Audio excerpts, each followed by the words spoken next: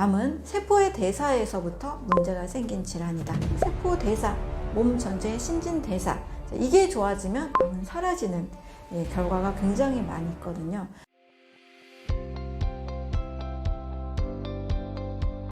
간 수치가 좋지 않다면 채소 과일 어떻게 먹으면 좋을까요?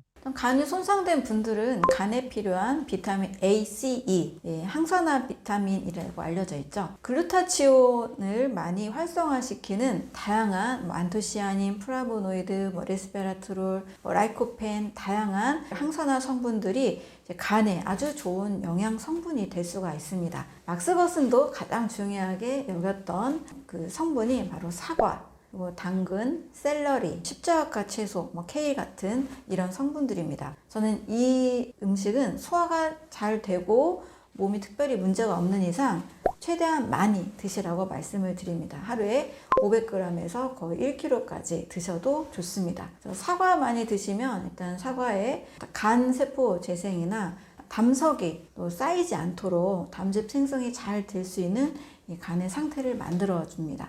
당근에 들어있는 베타카로틴도 좋은 성분으로 다 알려져 있고요. 또 십자가에 들어있는 케일이나 방울 양배추나 브로콜리 같은 이런 성분들도 항암 성분으로 굉장히 좋기 때문에 간을 회복시키는 물질이라고 보죠. 일단 하루에 사과 하나 이상 꼭 드시는 것, 사과 500g까지 드시는 것, 사과 한 두세 개까지는 추천을 드리고요. 십자가 채소로 케일이나 브로콜리 같이 드시는 것, 또 당근도 식사 때마다 드시는 것, 너무 좋은 식단이 될 수가 있습니다. 그래서 간세포에는 반드시 비타민 A, C, E 그리고 항산화 물질이 필요하다. 이것을 기억하시면 되겠습니다. 폐암 사기 환자들은 어떤 운동을 하는 게 좋을까요? 암 환자에게는 몸에 좋은 환경을 만드는 것이 첫 번째 제일 중요하기 때문에 산소가 충분히 공급이 돼야 됩니다. 폐암 환자들은 사실 첫 번째로 공기 좋은 곳으로 가시는 것을 꼭 추천을 드리거든요. 여유가 되시고 여건이 되시면 나무나 숲이 좀 얼어진 곳에서 일주일에 최소 1번에서 2번은 저는 산책을 꼭 하시도록 권해드립니다. 폐암 환자니까 산소가 굉장히 중요하잖아요. 또 일반 모든 암 환자들은 공통적으로 산소 공급이 매우 필요합니다. 일주일에 한두 번 이상은 꼭 좋은 숲이 우거진 나무가 있는 곳에서 산책을 하시는 것을 첫 번째로 가장 중요하게 말씀을 드렸습니다. 그래서 여건이 되시는 분들은 이제 전원주택으로 이사도 가시고 또 그런 환경을 스스로 좀 많이 만드셨고요. 두 번째로는 일주일에 하루에 1시간씩 주 5일 이상 산책, 걷기를 꼭 하도록 말씀을 드립니다. 좋은 산소를 늘 호흡을 해야 되기 때문에 1시간 동안 걷기, 1시간 동안 또 할 수 있다면 달리기까지 하시는 것을 추천을 드렸는데요. 하루에 40분씩 자전거를 꼭 하셨고 또 40분 정도는 또 근력 운동도 계속 같이 병행을 하셨습니다. 또 더 이제 몸이 탄력을 받으면 의욕이 더 생기잖아요. 그랬더니 또 1시간 정도 산책을 꼭 더 하셔서 하루에 적게는 1시간, 많게는 3시간까지도 운동을 꾸준히 하시더라고요.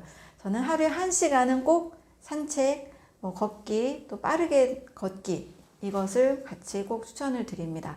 그리고 집에 이제 아파트에 살고 계신다라면 계단 걷기, 굉장한 이제 저항 운동이 되면서 유산소가 같이 됩니다. 허벅지가 굉장히 튼튼해지죠. 허벅지를 튼튼하게 만드는 그런 근력 강화 운동 하시는 것도 굉장히 좋습니다. 가장 기본적으로 하루에 1시간 충분한 산소를 잘 이제 호흡하시는 것, 이것은 모든 암 환자들에게 공통적으로 꼭 필요한 요소가 될 수 있습니다. 암 환자가 운동하는 데 있어서 가장 중요한 것은 무엇일까요? 충분한 산소 공급이죠. 가장 중요한 핵심은 암세포가 왜 생겼을까? 암은 무산소 호흡을 하는 특징을 가지고 있다. 왜냐하면 몸에 산소가 부족한 환경에서 정상세포가 암세포로 바뀌는 특징을 가지고 있기 때문이죠. 노벨상도 받은 학자가 연구한 내용이죠. 첫 번째는 이 산소 공급입니다. 운동도 역시 산소를 충분히 공급하는 것이 가장 중요한 목표로 하시는 것이 좋죠.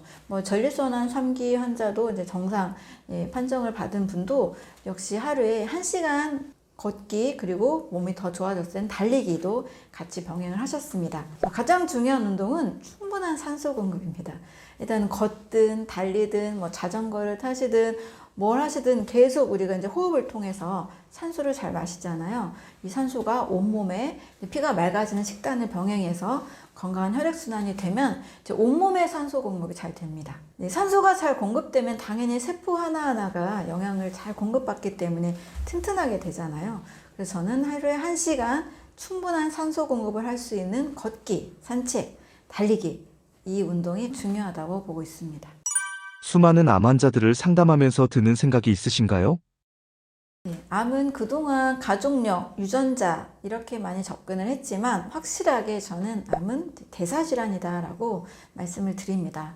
아무리 뭐 가족력이 많이 있어도 암에 안 걸리는 분들이 있고요. 또 가족력이 하나도 없는데도 암에 걸리는 분들도 계시거든요. 네, 무려 이제 1931년도부터 노벨상을 받은 학자의 내용에 의하면 암은 세포의 대사에서부터 문제가 생긴 질환이다. 세포의 미토콘드리아 손상, 세포막 손상 이런 부분에서 세포가 제대로 에너지를 생성하지 못하고 미토콘드리아 변성으로 가게 됐을 때 이제 암세포가 된다라는 이야기들을 하고 있죠.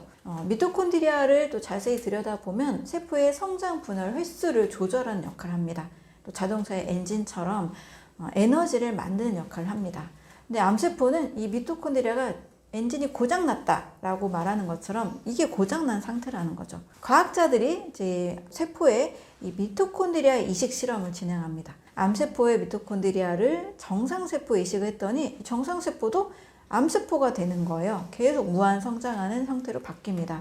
이것을 반대로 정상세포의 미토콘드리아를 암세포에 이식했더니 암세포가 더 이상 자라지 않는 정상의 특징으로 바뀌게 됩니다. 그래서 어떤 세포막의 유전자를 타겟팅으로 한 표적 항암제 같은 경우는 조금 지나면 내성이 생기거든요. 그래서 처음엔 효과가 있다가 효과가 사라지고 또 약을 바꿔야 되는 순간이 오게 됩니다. 그것은 미토콘드리아에 집중한 게 아니고 세포막에 있는 어떤 암세포의 특이적인 그 항원, 단백질에 집중을 했기 때문인 거죠. 그렇지만 암세포의 미토콘드리아에 집중을 해서 몸 전체 신진대사를 강화해서 세포를 건강한 세포로 계속 분열 재생할 수 있게 몸 상태를 바꿔버리면 건강한 세포가 점점 늘어나니까 이제 암세포가 줄어들고 면역력이 올라가니까 암세포가 사라지는 그런 좋은 결과들을 갖게 됩니다.